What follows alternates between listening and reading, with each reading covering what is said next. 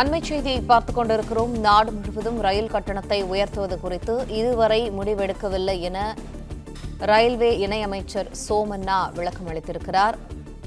மேலும் தகவல்களை எமது செய்தியாளர் ஜெபசன் வழங்க கேட்போம். ஜெபசன், விரிவான தகவல்களை.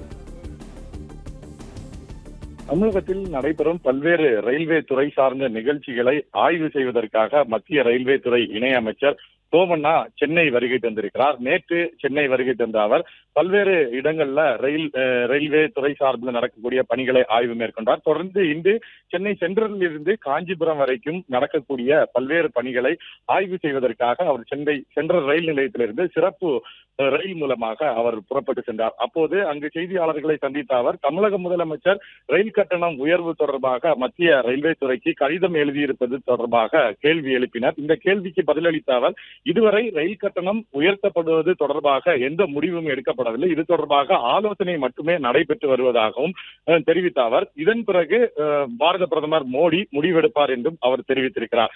தொடர்ச்சியாக பேசிய அவர் கடந்த 50 ஆண்டு காலத்தில் இல்லாத அளவுக்கு ரயில்வே துறையில் பல்வேறு திட்டங்களை மத்திய அரசில் செய்து வருவதாக தெரிவித்த அவர் இன்னும் 2-3 ஆண்டுகள்ல இந்தியாவின் உலகத்திலேயே 2வது இடத்துல ரயில்வே துறை வரும் என்றும் அவர் நம்பிக்கை தெரிவித்து சென்றிருக்கிறார்.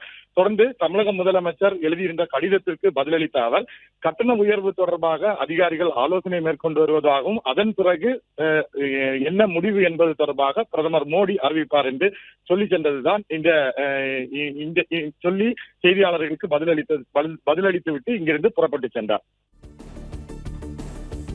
பிளே ஸ்டோர் மற்றும் ஆப் ஸ்டோரில் இருந்து பாலிமர் செயலியை QR கோடு மூலம் பதிவிறக்கம் செய்யுங்கள்.